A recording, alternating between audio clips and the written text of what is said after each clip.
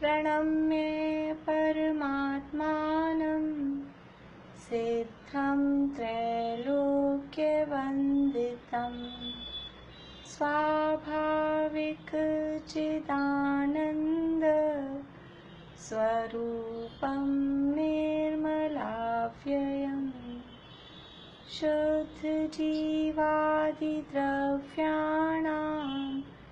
देशकं च जिनेश्वरम् द्रव्यसङ्ग्रहसूत्राणां वृत्तिं वक्षे समासतः जीवं दवं चिणवरवसहेण जीर्णनेतिष्ठं देविन्दविन्दवन्दं वन्दे तं सर्वदा शिरसा कहे जीव अजीव जिनवर वृषभ ने लोक में वे वंद्य सुरपति वृंद से वंदन करूं कर जोड़ मैं उवो गोदुवियप्पो दंसणाणं च दंसणं च दुधा चक्षु अचक्षु ओहि दंसण मध केवलम नेयम। तेरहवीं गाथा बोलिए, 13वीं गाथा।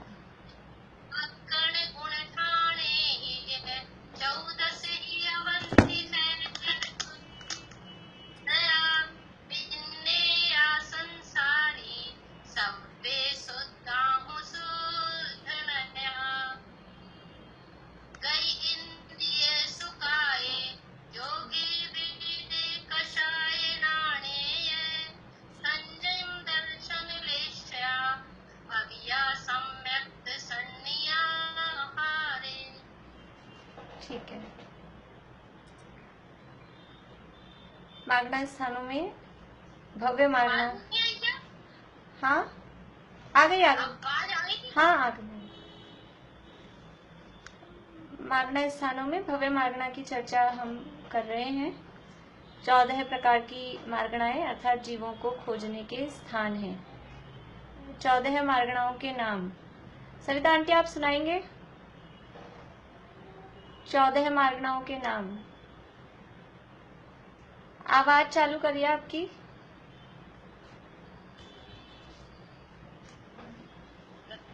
इंद्रिय, काय, योग, वेग, कषाय, ज्ञान, संयम, दर्शन, निशा, अव्यक्त, सम्यक, संगीत, आहार।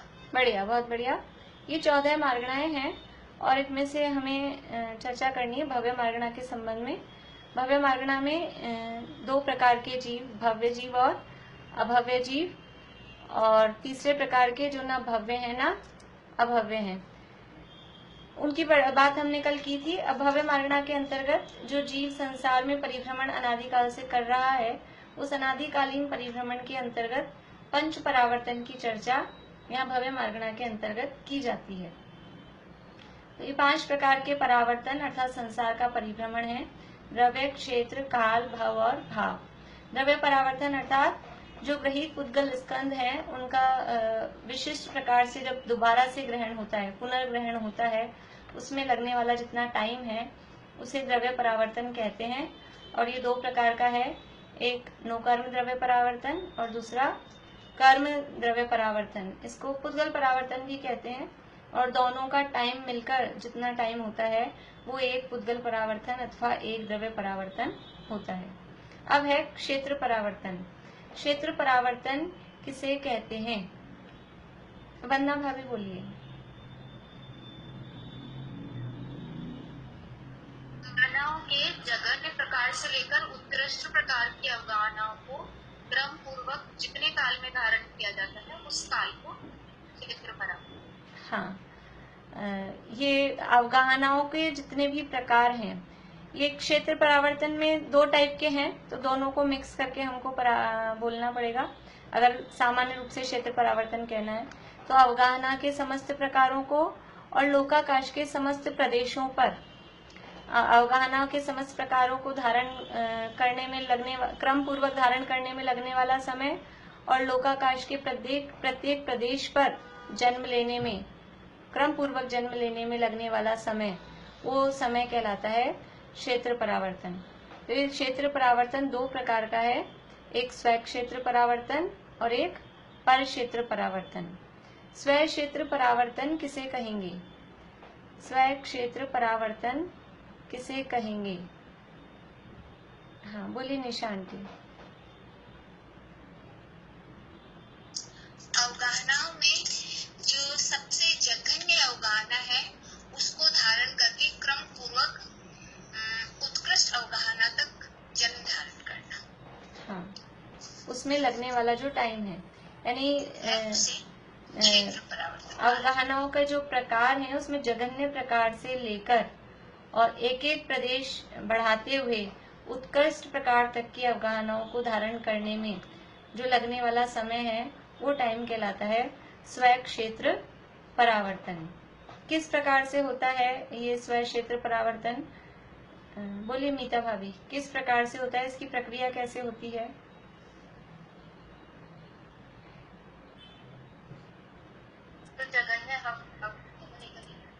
जो जघन्य अवगाहना है वो जन्म लेके फिर उसके बाद क्रम पूर्वक जैसे इससे बड़ी अवगाहना से लेकर जो उत्कृष्ट अवगाहना है में जो मत्स्य है उसकी अवगाहना तक। ये तो इतना तो हमने परिभाषा में देख लिया, अब मैं उसका प्रोसेस पूछ रही हूँ, किस टाइप से, कुछ 1-2 प्रक्रिया आपको बतानी है। जैसे कोई जीव जघन्य अवगाहना को प्राप्त होकर जन्म लिया, फिर वहाँ से आयु उसने पूर्ण करके बढ़ा, फिर एक प्रदेश अधिक की अवगाहना लेकर फिर उसने जन्म लिया, वहाँ पे फिर आयु पूर्ण करके ऐसे क्रम पूर्वक एक प्रदेश ऐसे अवगाहना बढ़ाते बढ़ाते तो वो जो अवगाहना लेनी है, एक प्रदेश बड़ी अवगाहना, वही अवगाहना सहित जन्म होना जरूरी है? जो अभी जितनी अवगाहना से जन्म लिया, अब जो नंबर पे है एक प्रदेश बढ़ाकर, क्या जन्म के समय उतनी अवगाहना होना जरूरी है?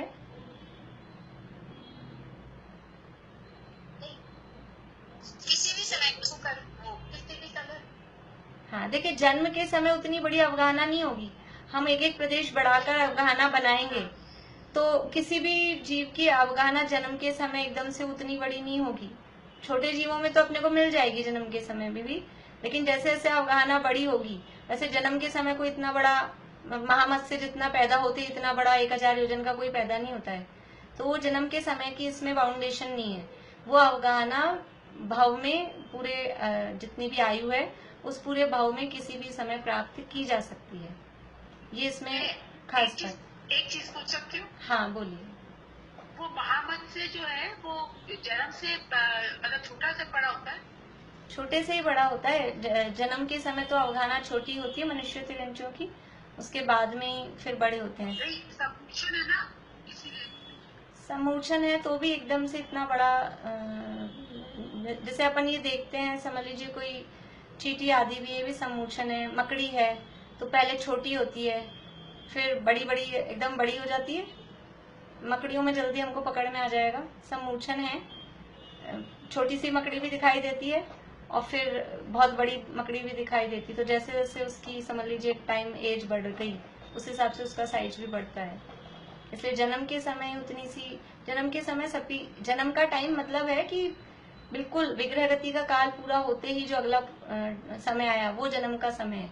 तो उस समय किसी की भी अवगाहना एकदम से इतनी बड़ी नहीं होती है, वो पर्याप्तियां भी पूरी करेगा, उसके बाद में वो शरीर बनेगा तब वो अवगाहना होगी।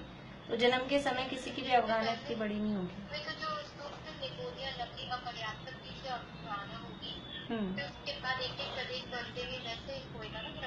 हाँ हाँ हाँ हाँ वही। एक क्वेश्चन, हाँ, कि अवगाहना जब वो पूरी कर लेगा तो क्षेत्र कब माना जाएगा? जब उसकी अवगाहना पूरी हो जाएगी उसके बाद? हाँ, ये स्वयं क्षेत्र परावर्तन पूरा हो जाएगा, यानी अवगाहनाओं के सारे टाइप्स पूरे हो जाएंगे उसके बाद में फिर पर क्षेत्र परावर्तन का टाइम चालू करेंगे।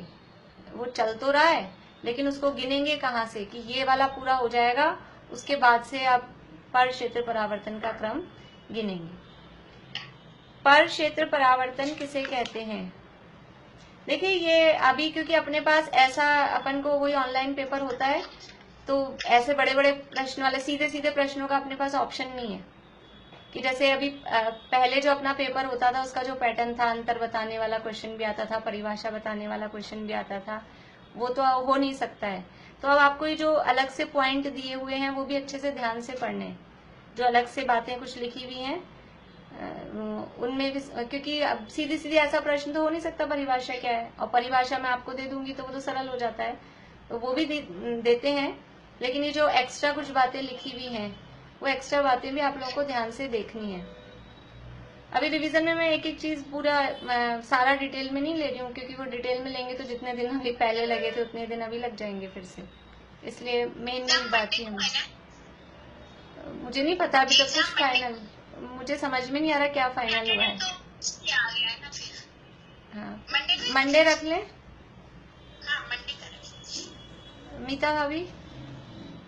मीता भाभी आप रह जाएंगे, अगर आप जल्दी देना चाहते हैं तो आप जल्दी दे दीजिए सैटरडे को।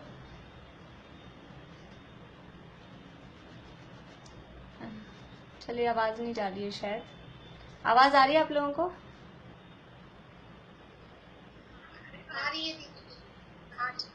हाँ चलिए पर क्षेत्र परावर्तन, हाँ बोलिए सविता आंटी।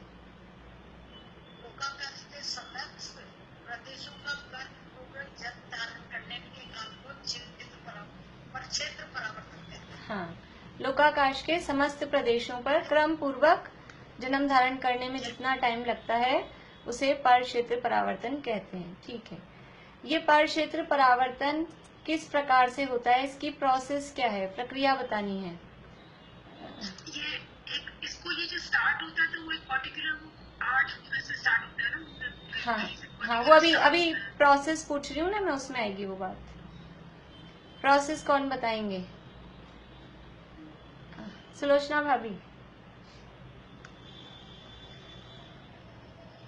लोकाकाश के मध्य के 8 प्रदेशों पर अपने शरीर के मध्य के 8 प्रदेशों को रखकर फिर जन्म धारण करना, फिर वहां पे मृत्यु प्राप्त करना, फिर एक प्रदेश बढ़ाकर फिर जन्म धारण करना, इस तरह से क्रम पूर्वक। बस इतना ही है। इसमें एक खास बात है ना, इसमें खास बात है, देखिए वो जो सिमिलर है वो तो सिमिलर है ही, वो जो विशेष बात है वो आपको अच्छे से ध्यान देनी है। कौन सी बात छूट गई है मीनू दी, कौन सी बात छूट गई है? असंख्या पर जन्म लेना, उसी अवधारणा में असंख्या पर जन्म। हाँ देखिए एक एक प्रदेश पर, हाँ एक एक प्रदेश पर जन्म लेना है, एक एक प्रदेश पर जन्म लेना है, और जो कम से कम भी अवगाहना है, मिनिमम भी अवगाहना है। आवाज आ रही है आप लोगों को? आवाज आ रही है? हाँ वो मुझे लग रहा है नेट स्लो चल रहा है शायद मेरा ही। तो जो जघन्य अवगाहना है, जघन्य अवगाहना में भी आकाश के असंख्यात प्रदेश घेरे जाएंगे। तो एक एक प्रदेश पर एक एक बार जन्म लेना है। अब पहली बार में असंख्यात प्रदेश पे जन्म ले लिया तो ऐसे तो बहुत जल्दी पूरे हो जाएंगे, दोबारा भी जब जन्म लेंगे तो असंख्यात प्रदेश, एक बार में असंख्यात प्रदेश कवर होंगे ही होंगे। तो एक एक प्रदेश पर एक एक बार जन्म लेना है। तो पहली बार में जितने असंख्यात प्रदेश कवर हुए हैं, लोक के मध्य के 8 प्रदेशों में, जो लोक के मध्य के 8 प्रदेश हैं, उसी जगह अपनी अवगाहना के 8 प्रदेश वहां रख कर मतलब वो वहीं हो। ऐसा कोई रखने वाला ऐसा कोई काम नहीं होता है, लेकिन अब वो लैंग्वेज में ऐसा आता है। तो उस जगह ही अपने अवगाहना के 8 प्रदेश हो और वहां उसके आसपास के असंख्यात प्रदेश को कवर करके वो सबसे छोटी अवगाहना से वहां जन्म लिया जाए। और अब असंख्यात प्रदेश क्योंकि उसमें कवर हुए हैं तो असंख्यात बार उसी जगह उसी अवगाहना के साथ जन्म ले, उसके बाद में फिर एक प्रदेश बढ़ाकर उससे आगे वाला प्रदेश, ये जो असंख्यात पूरे हो गए इसके बाद में फिर आगे वाला एक प्रदेश, फिर उसके बाद में उसके आगे वाला एक प्रदेश, इस तरह से। तो यहाँ पर ये खास बात यह है कि ये जो पहली बार जहाँ जन्म हुआ है और पहली बार जिस अफगाना के साथ जन्म हुआ है, असंख्यात बार उसी जगह उसी अफगाना के साथ वहां पर जन्म लेना है, उसके बाद में एक प्रदेश बढ़ाकर फिर जन्म लेना है। एक प्रश्न पूछना था मेरे को। हाँ बोलिए आंटी। जैसे उसी अवगाहना के साथ, तो उसकी अवगाहना उतनी ही रहेगी जितने बार उस प्रदेश में जन्म लेगा। तो वो यही तो दुर्लभता है वहाँ, कि हर बार उतनी अवगाहना नहीं होगी, हर बार उसी जगह जन्म नहीं होगा। अब वो दोबारा जब कभी फिर उस जगह जन्म ले उसी अवगाहना से, फिर तीसरी बार जब कभी उस अवगाहना के साथ उस जगह जन्म ले, ऐसे करके असंख्यात बार कब जाके पूरा होगा, पहला नंबर ही कब पूरा होगा, उसी में कितना टाइम लग जाएगा।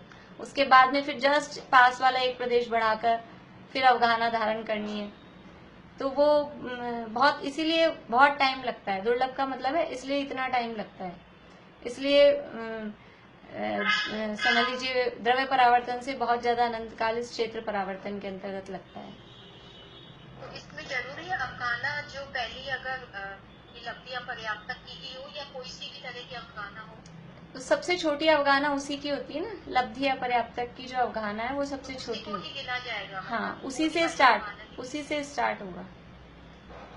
स्टार्ट होगा। तो दोनों ही परावर्तन उसी से स्टार्ट होंगे ना? हाँ, दोनों ही परावर्तन उसी से स्टार्ट है। स्वयं क्षेत्र में भी वो जघन्य अवगाहना सूक्ष्म लिगोदिया लब्ध्या पर्याप्त की है, उसी से स्टार्ट है।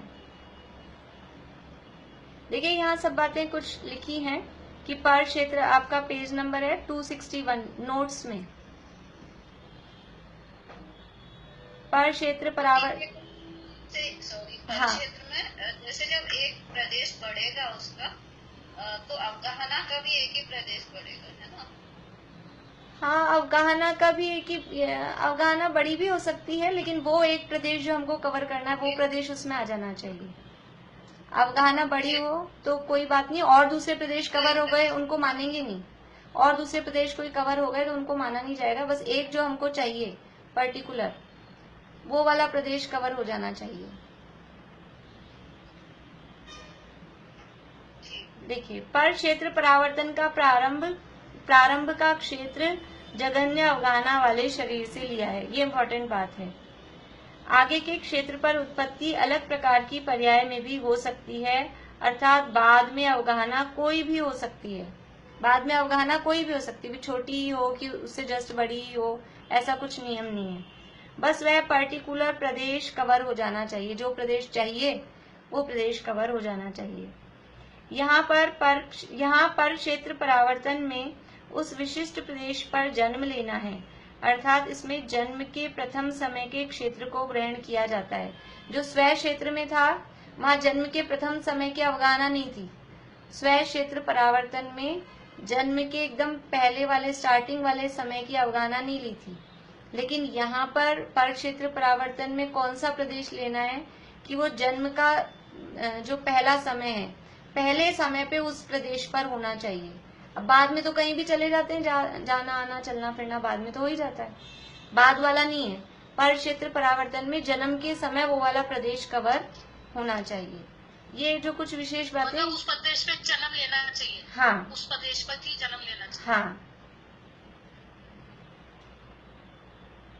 अर्थात इसमें जन्म के प्रथम समय के क्षेत्र को ग्रहण किया जाता है। अतः एक भाव में एक ही प्रदेश गिनती में आएगा। कोई कहे कि इसके जस्ट पास वाले में फिर हम अगला कदम बढ़ा के चलेंगे तो उसके पास वाला कवर कर लेंगे, फिर अगला कदम बढ़ाएंगे फिर अगला पास वाला कवर कर लेंगे, ऐसा नहीं होगा। एक भाव में एक ही प्रदेश काउंटिंग में आएगा, वरना तो एक ही भाव में कहाँ घूम के नहीं आते, पूरी दुनिया का चक्कर लगा के आ जाते हैं, तो वो सारे ही प्रदेश कवर करना समझेंगे, ऐसा नहीं होगा। यहाँ स्वयं क्षेत्र में पर क्षेत्र परावर्तन और स्वयं क्षेत्र परावर्तन में अंतर दिया है, ये आप लोग देख लेना, एग्जाम में आएगा। मैं अभी पढ़ नहीं रही हूँ, लेकिन वो जो पॉइंट्स यहाँ दिए हैं वो आप लोग देख लेना। अपन आगे बढ़ते हैं। काल परावर्तन, काल परावर्तन किसे कहते हैं? नीलम भाभी बोलिए। काल परावर्तन सर्पनी और अवसर्पनी उत्सर्पणी का क्रम से उत्सर्पणी व अवसर्पणी के समस्त समयों में क्रम से जन्म धारण करना, फिर मरण प्राप्त करना, इस समस्त काल को काल परिवर्तन कहते हैं। हाँ, देखिए उत्सर्पणी और अवसर्पणी के जितने समय हैं, प्रत्येक समय में क्रम से जन्म धारण करें और फिर जन्म धारण करने के बाद प्रत्येक समय में क्रम से मरण करें, हर समय में।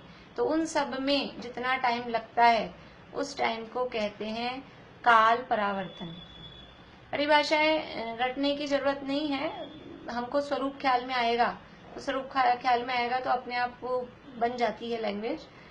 हाँ, काल परावर्तन की प्रक्रिया बोलो प्रीति, बोलो।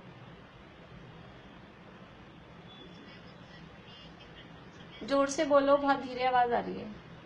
उत्सर्पणी के प्रथम समय से जन्म शुरू करेंगे। सबसे पहले उत्सर्पणी के प्रथम समय में जन्म लेना है, फिर उसके नेक्स्ट समय में जन्म लेना है। लेकिन नेक्स्ट समय में जन्म हो नहीं पाएगा क्योंकि वो वाला टाइम तो चला जाएगा, तो वो 20 कोड़ा कोड़ी सागर के बाद वापस उसको अवसर मिलेगा कि वो जन्म ले सकता है, ले भी सकता है, नहीं भी। तो ऐसे दूसरे समय में, फिर तीसरे समय में जन्म लेता रहना है, फिर अवसर्पणी के प्रथम में, दूसरे में, तीसरे में, फिर सभी समय में जन्म ले लिया। उसके बाद क्रम से मरण लेना है, अवसर्पणी के प्रथम में, दूसरे में और अवसर्पणी के सारे समय, फिर उसका एक काल परावर्तन। हाँ, देखिए कोई जीव उत्सर्पणी काल के पहले समय में उसने जन्म लिया, फिर मरण करेगा। अब जिस समय में जन्म हुआ है उसी समय में मरण तो होगा नहीं। अगले ज्यादा से ज्यादा, वैसे एक समय की आयु होती नहीं है, लेकिन मरेगा तो अगले समय में ही मरेगा। तो अब जिस समय में मरा है उसी समय में वापस से जन्म तो हो नहीं सकता है। अब दूसरे समय में जन्म लेने के लिए उसको वापस से उत्सर्पणी का दूसरा समय कब मिलेगा? उत्सर्पणी का दूसरा समय मिलेगा उसको 20 कोड़ा कोड़ी सागर बाद। 10 कोड़ा कोड़ी सागर का उत्सर्पणी है, 10 कोड़ा कोड़ी सागर का अवसर्पणी है। तो 20 कोड़ा कोड़ी सागर के बाद उसको चांस मिलेगा। तो ऐसे उत्सर्पणी के सारे समयों पर जन्म ले, फिर अवसर्पणी के सारे समयों पर क्रम से, नंबर से, पहले समय पे जन्म हुआ, सारे उस पे टिक लगा दिया, फिर जब कभी वो दूसरे समय पे जन्म ले तब उस पे टिक लगी। तो इस तरह से उत्सर्पणी के समस्त समयों पर जन्म हुआ, अवसर्पणी के समस्त समयों पे जन्म हुआ, उसके बाद में अब मरण, फिर मरण का क्रम, पहले समय पे मरे, फिर दूसरे समय पे मरे, फिर तीसरे समय पे मरे, ऐसे क्रम से। वो मरण के लिए भी वही 20 कड़ा कोड़ा से आगे मिनिमम उतना तो है ही, और उस समय में हो जाए तो हो जाए, नहीं तो गया चांस। तो ऐसा ये जितना टाइम में ये पूरा एक साइकिल पूरा होता है उसे काल परावर्तन कहते हैं। बोलिए। इसकी जो बिगिनिंग होती है वो उत्सर्पणी के फर्स्ट पहले समय से होती है। हाँ, उत्सर्पणी से जो काल चक्र शुरू होता है वो उत्सर्पणी से शुरू होता है। उत्सर्पणी से शुरू होकर अवसर्पणी पे पूरा होता है। प्रलय का नाम आप लोगों ने सुना होगा, प्रलय आती है, तो प्रलय आती है तब वो काल पूरा होता है, यानी एक काल चक्र पूरा होता है, साइकिल, वो प्रलय आती है अवसर्पणी के एंड में। तो काल चक्र उत्सर्पणी से शुरू होकर फिर अवसर्पणी पे पूरा होता है। हाँ, बोलिए ज्योति जी।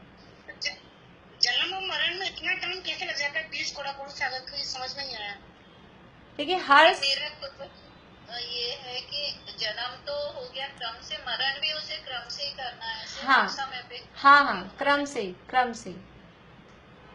देखिए चमेली आंटी जो पूछ रहे हैं कि पहले समय पे जन्म लिया, हर समय पे जन्म लेना है नंबर से। तो पहले समय पे जन्म लिया, पहले समय पे जन्म लेने के बाद में फिर दूसरे समय पे जन्म कब लेगा? पहले तो ये जो जन्म लिया हुआ है इससे मरेगा, तो 2, 3, 4 समय, 10 समय बाद मरेगा, असंख्यात समय बाद मरेगा। उसके बाद में अब दोबारा उत्सर्पणी का ही दूसरा समय कब आएगा? ये उत्सर्पणी तो चल गई, यानी बीत गई है, इसका दूसरा समय निकल चुका है। अब दूसरा समय कब आएगा?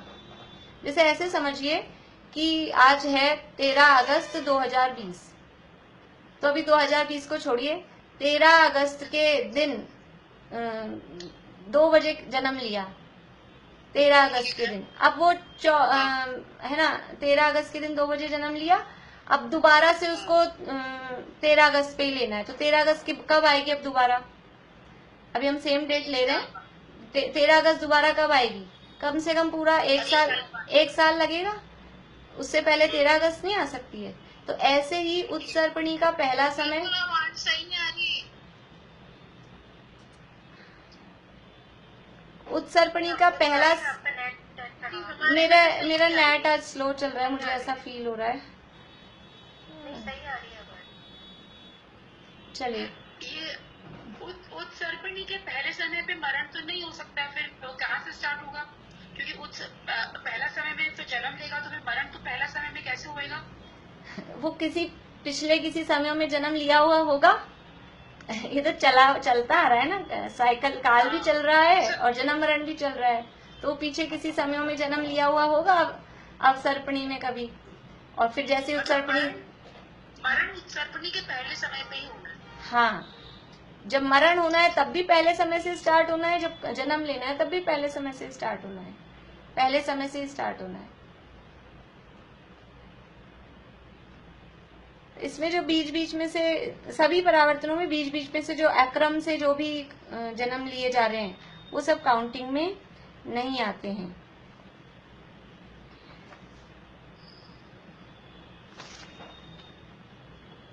देखिए आगे है भाव परिवर्तन। इसमें जो बातें दी हैं वो सब सरल ही हैं, आप लोग पढ़ेंगे तो पढ़ने से समझ में आ जाएगा। ऐसा अपन ने कर ली है चर्चा। भाव परावर्तन, भाव परावर्तन किसे कहते हैं? हाँ सुनीता आंटी,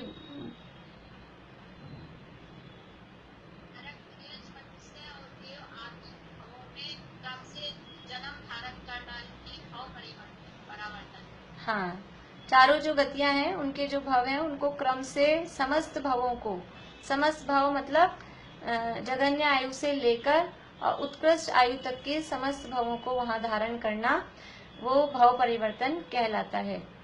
नरक भाव परिवर्तन की किसे कहते हैं और उसकी प्रोसेस? अंजू भाभी। तो भाव परिवर्तन में निगोदिया जीव में भी जन्म लेना पड़ेगा? हाँ, वो तिर्यंश भाव में सब आएगा। तिर्यंश निगोदिया जीव होते हैं, वो तिर्यंश होते हैं, तो जब तिर्यंशों के भाव आएंगे तब उसमें वो निगोदिया भी आएंगे बराबर। लेकिन एक्चुअल में निगोदिया ही हो वो जरूरी नहीं है, यहाँ तो आयु पूरी करनी है। यहाँ भाव परावर्तन के अंतर्गत क्या है? नरक, तिर्यंश, मनुष्य और देव के समस्त भवों को ब्रैकेट में लिखा है आयु की स्थितियों को। तो अब वो जितनी आयु है, लब्धि या पर्याप्त जीव की आयु से वहां स्टार्ट करेंगे, तो वहाँ वो बात भी वहां लिखी है कि वो उसमें ये लब्धि या पर्याप्त कोई सा भी हो सकता है, एक इंद्रिय भी हो सकता है, 2 इंद्रिय भी हो सकता है, 3 इंद्रिय भी हो सकता है। तो ये भी हो सकता है कि निगोदिया नहीं भी हो, ऐसा भी पॉसिबल इसमें हो सकता है, लेकिन चांसेस वो कम रहते हैं, वरना वो निगोदिया के भाव उसमें आ ही जाते हैं।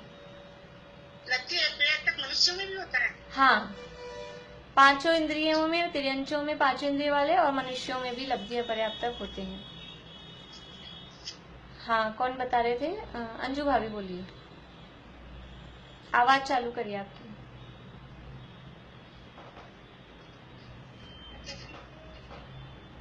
जोर से बोलिए, आवाज ही नहीं आ रही।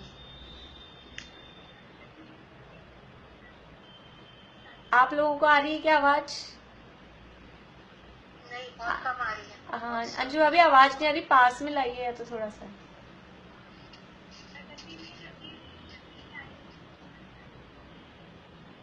नहीं आ पा रही आवाज।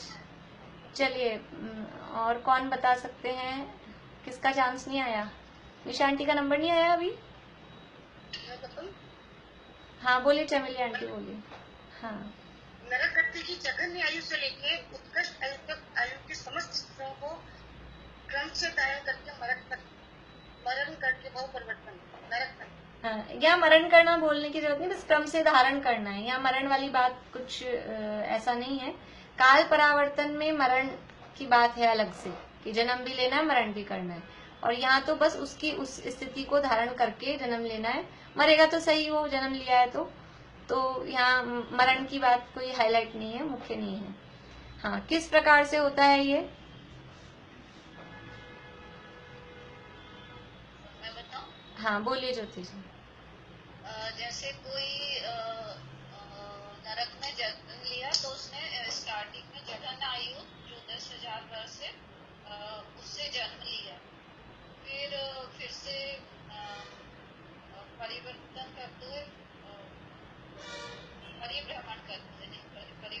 परिभ्रमण करते हुए फिर से उसने जगन्नायु से जन्म लिया। ऐसे पुनः पुनः 10,000 वर्ष तक जन्म लेगा। 10,000 वर्ष तक नहीं, 10,000 वर्ष तक नहीं, 10,000 वर्ष में जितने समय है। 10,000 वर्ष एक समय नहीं, पहले तो 10,000 वर्ष तक पुनः पुनः वो जन्म 10,000 वर्ष तक नहीं, 10,000 वर्ष में जितने समय है उतनी बार। 10,000 वर्ष तक नहीं, 10,000 वर्ष में समय बहुत सारे हैं, समय असंख्यात हैं, इसलिए 10,000 वर्ष में जितने समय है उतनी बार।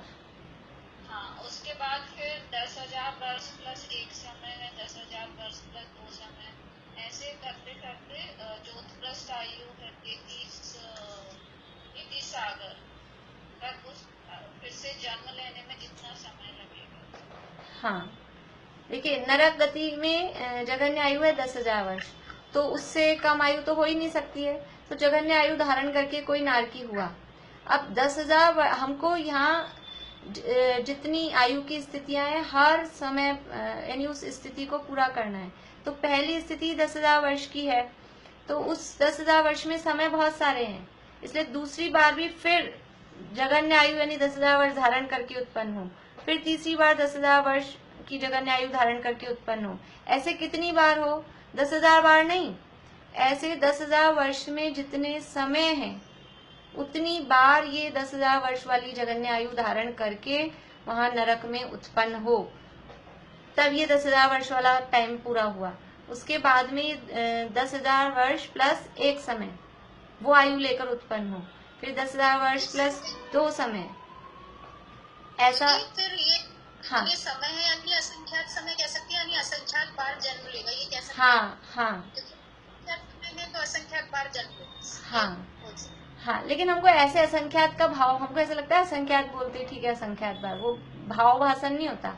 और थोड़ा सा उसको खोल के बोले ना कि देखो एक अंतर्मुहूर्त में भी असंख्यात समय, 1 मिनट में भी असंख्यात समय, और 10,000 वर्ष में भी असंख्यात समय, तो वो फर्क पड़ेगा ना। 1 घंटे में भी असंख्यात समय, तो असंख्यात भी बहुत बड़े वाले मतलब ज्यादा वाले हैं, इसलिए वो छोटे से चलेंगे और बड़े तक पहुंचेंगे। हाँ, ऐसा नहीं, 10,000 वर्ष में जितने असंख्यात बनेंगे, 1 मिनट में असंख्यात होते हैं, फिर 1 घंटे में असंख्यात होते हैं, फिर 1 साल में भी असंख्यात समय होते हैं, तो ऐसे करते करते 10,000 वर्ष में जितने असंख्यात समय होंगे उतनी असंख्यात बार।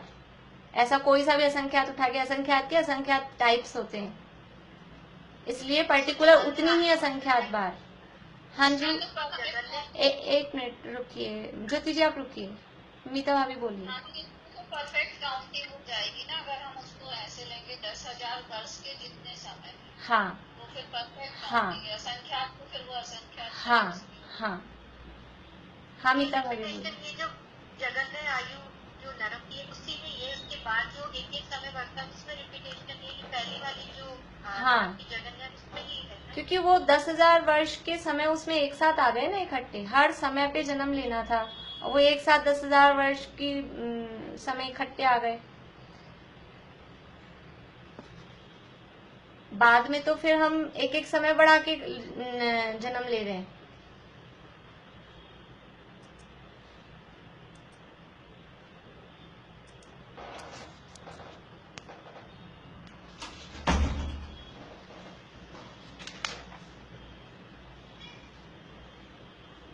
तो ये इस तरह से नरक भाव परिवर्तन हुआ। अब है तिर्यंश भाव परिवर्तन। आवाज आ रही है? नहीं आ रही।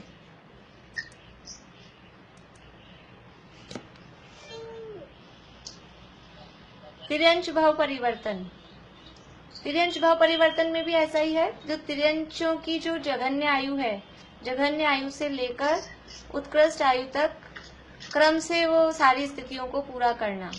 हाँ बोलिए भारती आंटी। जघन्य आयु जो उसकी 10,000 वर्ष है नाथी जी की, तो वो दूसरे समय पर वो जघन्य आयु लेके कैसे पैदा होगा, मेरे ये समझ में नहीं आ रहा है। दूसरे समय पर नहीं होगा, फिर कभी पहली बार नरक में 10,000 वर्ष की आयु, इसमें लिखा है। आप इसको नोट्स आ गए ना आपके पास में, इनको पढ़ना आप ध्यान से देखिए।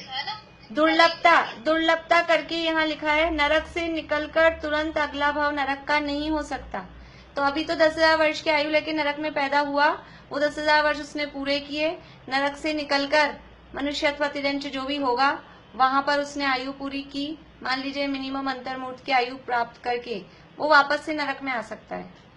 कोई नरक से निकला और निकल के अंतर्मूर्त की आयु प्राप्त करके, 1 मिनट रुकिए, ये तो अभी जवाब पूरा चले, तो वो वापस से नरक में आ सकता है। लेकिन अब वो वापस से नरक में आएगा ही, पहले तो इस बात की गारंटी नहीं है, और नरक में आएगा तो उतनी ही आयु लेकर, बिल्कुल एग्जैक्ट 10,000 वर्ष की आयु चाहिए।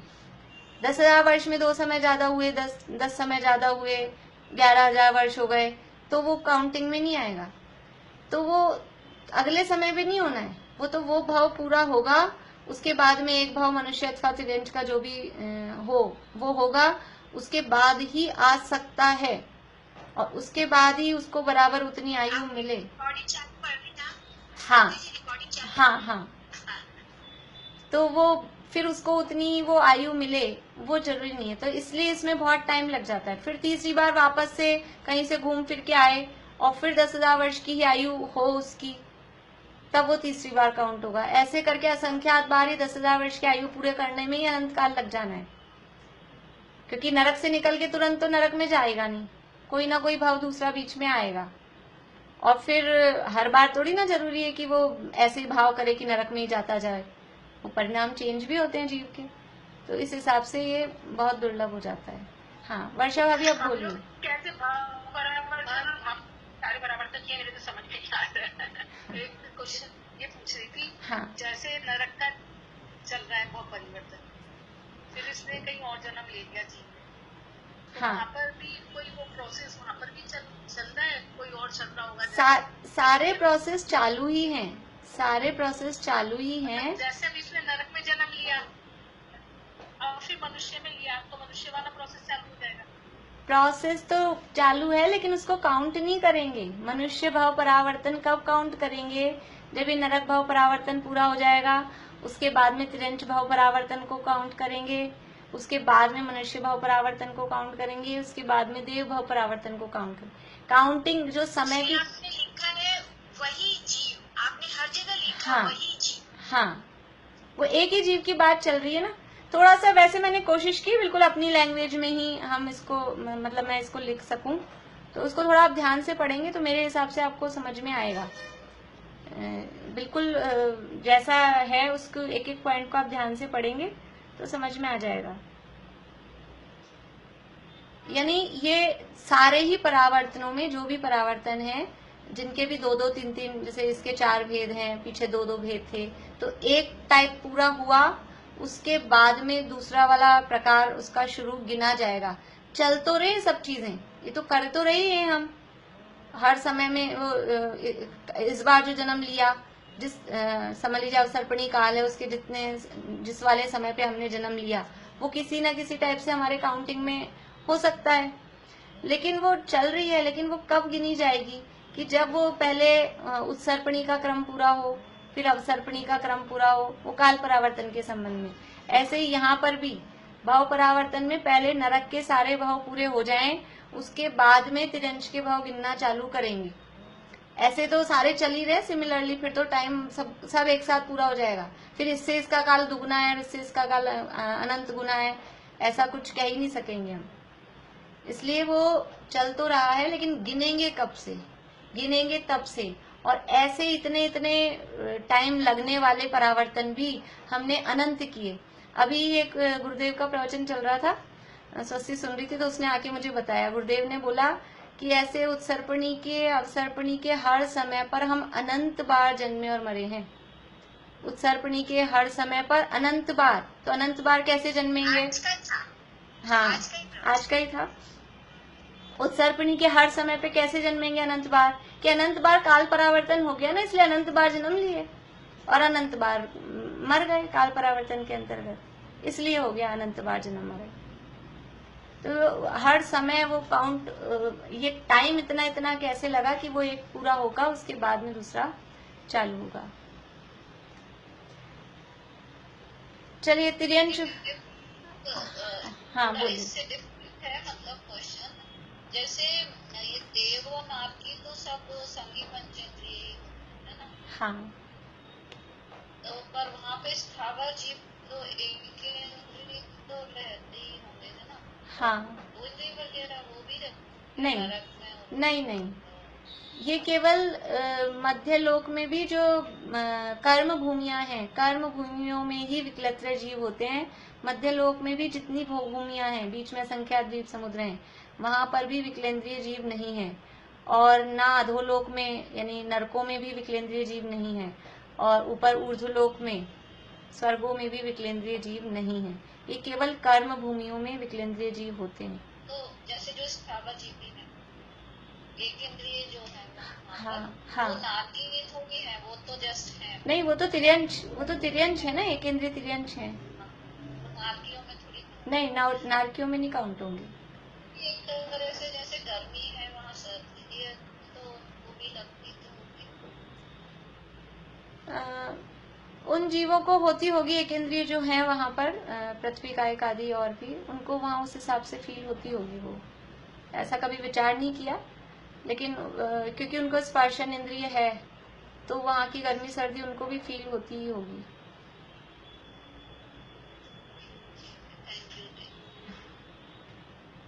तो तिर्यंश भाव परावर्तन में क्या करना है? तिर्यंशों की जो जघन्य आयु है, जघन्य आयु से लेकर और उत्कृष्ट आयु, तो जघन्य आयु है तिर्यंशों की अंतर्मूत, वो श्वास के 18वें भाग, वो जघन्य आयु है।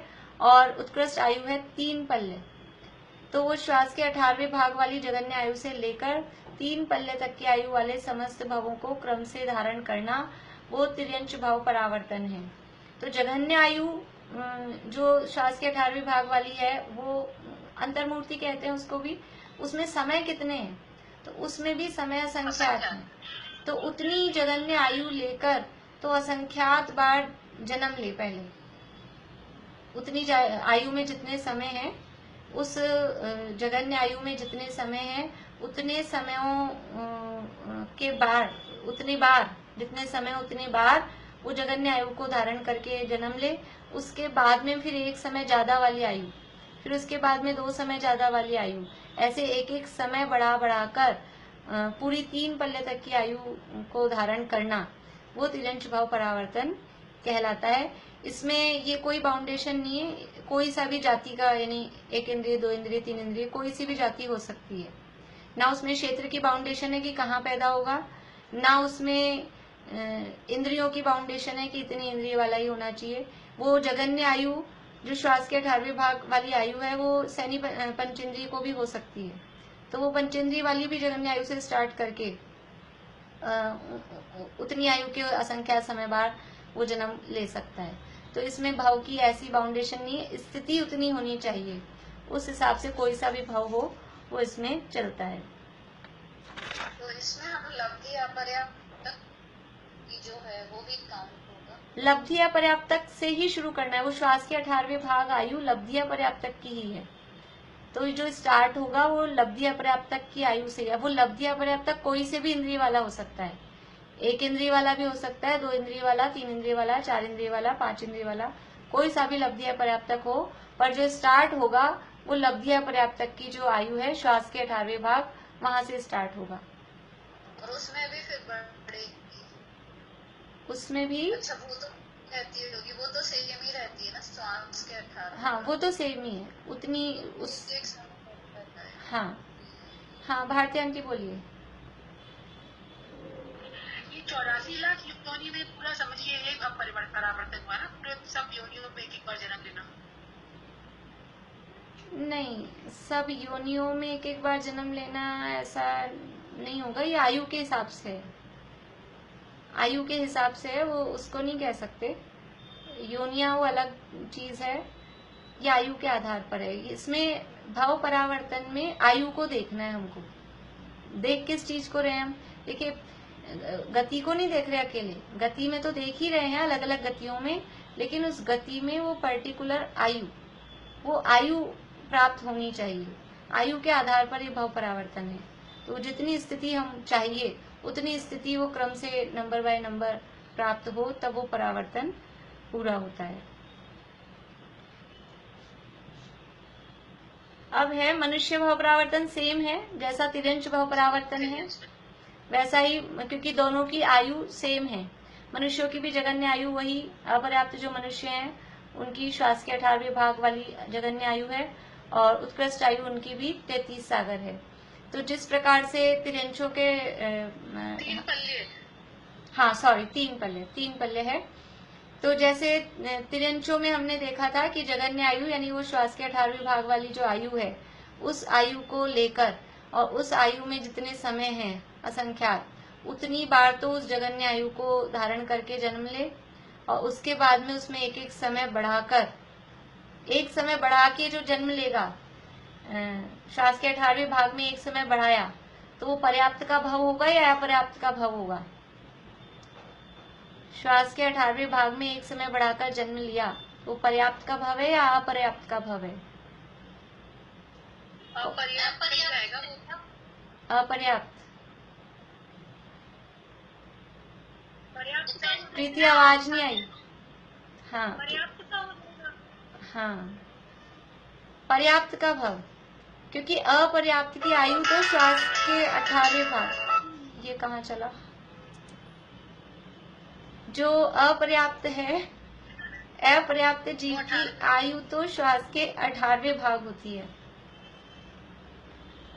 तो श्वास के 18वें भाग से एक समय भी हमने प्लस किया, एक समय भी प्लस किया तो पर्याप्त का भव हो गया। अब आप देखिए पर्याप्त जीवों की आयु भी इतनी कम, हमको क्या फर्क लगता है, उसमें एक ही समय तो प्लस हुआ है, एक समय कितना छोटा है, पकड़ में ही नहीं आता। तो वो सारी पर्याप्तियां पूरी कर लेता है हाँ काल में पर्याप्ति पूरी करेगा ना। हाँ जी, अंतर मुहूर्त काल में पर्याप्ति पूरी करेगा, तो जरूरी नहीं है कि पूरा हो ही जाए, पर्याप्त हो भी सकता, नहीं भी हो। तो फिर आप उसको अपर्याप्त कब तक कहेंगे? जो लब्धि अपर्याप्त तो ही तो अपर्याप्त है, और लब्धि अपर्याप्त की आयु होती है श्वास के 18वें भाग। अब उसमें एक समय ज्यादा हो गया, वो एक समय ज्यादा में वो उसकी पर्याप्तियां पूरी हो जाएंगी, बस उसकी आयु इतनी है कि उसमें मरण हो जाएगा, उसका कोई शरीर बनेगा, आकार आएगा, ऐसा होएगा, वो सब कुछ भी नहीं होगा।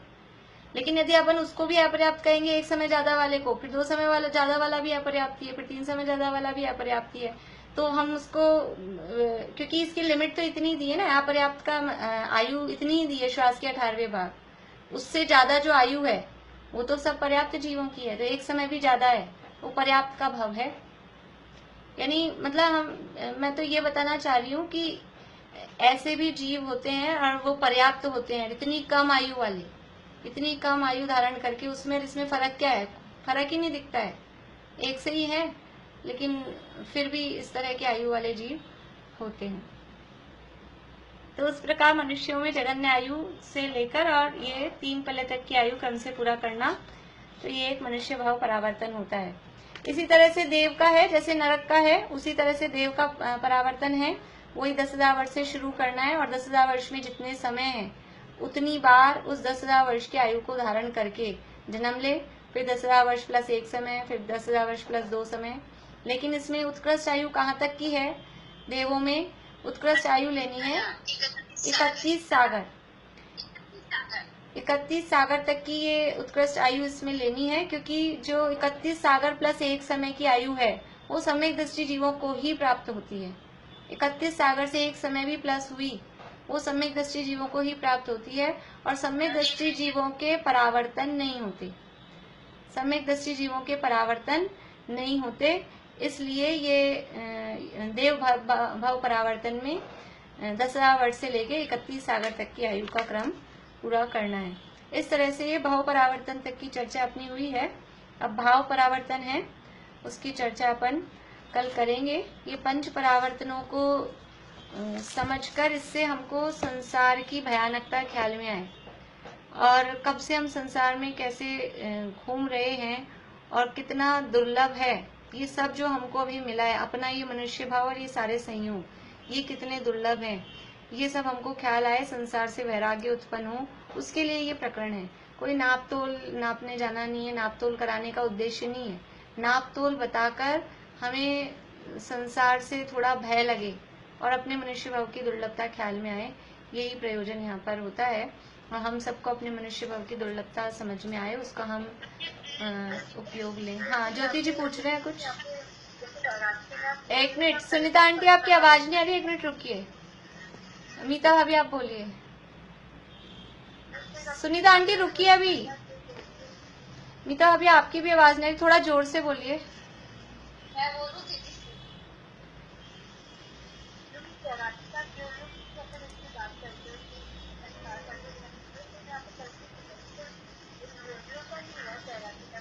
मुझे बिल्कुल अच्छे से समझ में नहीं आ पा रहा है आपका प्रश्न। ज्योति जी आप बोलिए। हाँ हाँ हाँ वो बोल रही थी जैसे हमने जिस ऑर्डर में ये लिखा है ना, नरक नरक भाव परिवर्तन, फिर त्रियंश, फिर मनुष्य, फिर देव, ये भी क्रम होता है क्या? हाँ, यही क्रम बताया गया है। अल्प बहुत्व में क्रम अलग है। अल्प बहुत्व में क्रम अलग है। चारों भाव परावर्तन का जो अल्प बहुत्व है उसमें क्रम अलग है, लेकिन यहाँ भाव परावर्तन करने में यही क्रम बताया गया है। हाँ, तो मतलब पहले नरक का पूरा होगा, फिर हाँ त्रियंश का, फिर मनुष्य। हाँ ये हो गया। हाँ सुनीता आंटी बोलिए। एक मिनट रुकिए भारती आंटी। सुनीता आंटी बोलिए, थोड़ा जोर से बोलिएगा, आवाज चालू कर।